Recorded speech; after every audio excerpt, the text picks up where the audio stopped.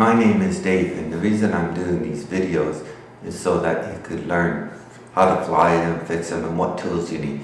Now, I found a lot of hobbies going back to the 70s. It's the cost of the tools. So I went on YouTube, and this fellow had all these expensive tools, and helicopters can be $1,000. So I stay under $100, and I just, if your budget is $10 a month, buy a helicopter for $60, and the next month maybe save up for, say, a voltmeter. So I hope you liked my video, and happy flying. Now, here in the foreground is a battery tester. It does them all except the lithium rechargeable. So I had a battery charge and it said it was no good. I checked them on here and they were good. So saved me $20. I paid $20, so it saved the meter already. Now here, this is not a big flashlight bulb, you know, flashlight. What I do is, this eliminates all the switches, because if I just want to draw 100 milliamps, I put one bulb in.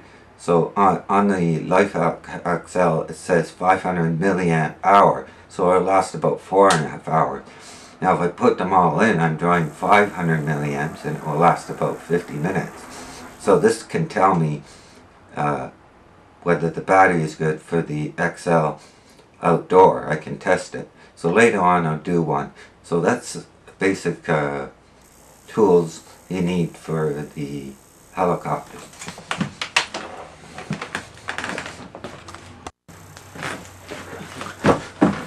Now these are my, they're actually multimeters, and I had a friend and he didn't know how to use them, so I showed him how to use them. But you can check, like for instance, a plug, a fuse, or you can use them for anything. You don't have to use them for helicopters. But what I'm going to do is build a battery charger, and one will measure the voltage and one will measure the current. And I'll do that project later. The advantage of this one, this is the old analog needle, is it doesn't go out of calibration. This one can, and it's because the resistors and capacitors have water in them. So I can use this to keep this calibrated. So those are just my basic test equipment. Now, on the right side here is the LITIUM helicopter. Now, it's good to have a little tin to put your parts in. That's what that is. Now you'll see these two little screwdrivers here. I got them from helicopters. It came with the helicopter. If you don't have any, you can get some ones for eyeglasses. You can get them at the Source or the dollar stores. Now, in the LITIUM, what happens, instead of the lower blade breaking, the gear pop drops down.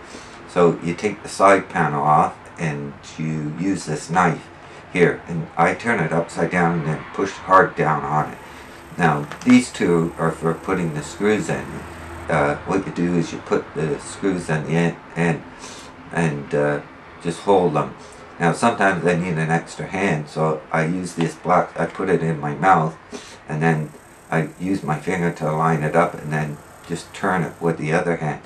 Now there is a smaller pair of these that are better, $10 at Canadian Tire. These I use for my outdoor. I found this is not as good. I just got this here. Now this one is, you don't need this one, I just had it. And what you do is you take the insulation off the wire, and then you put it around the wire, and then just adjust that screw. It's really good when you get it going.